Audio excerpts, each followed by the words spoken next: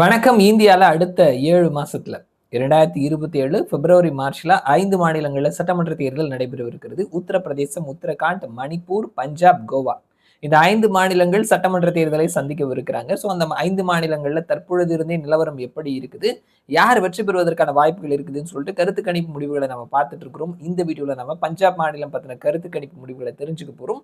பஞ்சாப் மாநிலத்தில தற்பொழுது ஆம் ஆத்மி கட்சி ஆட்சியில இருக்கிறாங்க. இதற்கு முன்னாடி காங்கிரஸ், ஷிரோமணி அகாலிதள் இந்த 2 கட்சிகள் ஆட்சியில இருந்திருக்கிறாங்க. ஸோ தற்பொழுது பிஜேபியும் அங்க வந்து ஆட்சி பிடிக்கணும் அப்படின்ற மாதிரியான வேலை செய்துட்டு இருக்கிறாங்க. ஆனா அவர்கள் தற்பொழுதைய நிலவரப்படி கொஞ்சம் வீக்கா தான் இருக்கிறாங்க.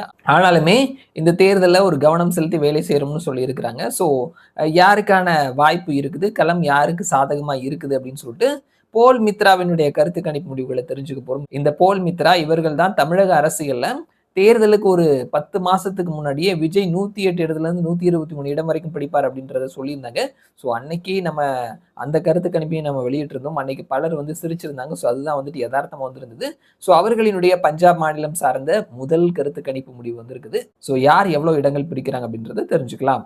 வாக்கு சதவீதம்னு பார்த்தோம்னா காங்கிரஸ் 27லிருந்து 29% வாக்கு, ஆம் ஆத்மி 24லிருந்து 27, பிஜேபி 16லிருந்து 19, ஷிரோமணி அகாலிதள் 10லிருந்து 13, மற்றவர்கள் 11லிருந்து 15% வாக்குகளை பெறுவார்கள்னு சொல்லியிருக்கிறாங்க. இது சீட்டா மாறும் பொழுது 117 இடத்துல 59 பிளஸ் இடங்களை பிடிப்பவர்கள் மெஜாரிட்டியோட ஆட்சி அமைப்பார்கள்.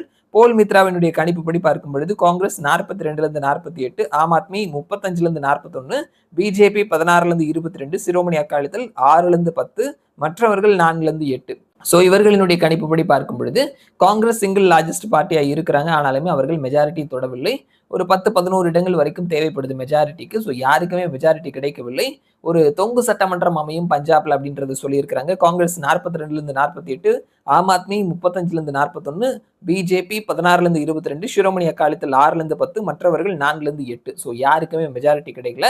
ஒரு தொங்கு சட்டமன்றம் தான் அமையும் இன்றைக்கு டேட்ல தேர்தல் நடந்ததுன்னா பஞ்சாப்ல அப்படின்னு சொல்லிட்டு போல் மித்ரா சொல்லியிருக்காங்க. ஸோ வரக்கூடிய மாதங்கள்ல இந்த நம்பர்ஸ் எந்த பக்கம் மாறுது அப்படின்றத தெரிஞ்சுக்கலாம். மறுபடியும் நான் உங்களை இன்னொரு வீடியோல சந்திக்கிறேன். அது வரைக்கும் நன்றி.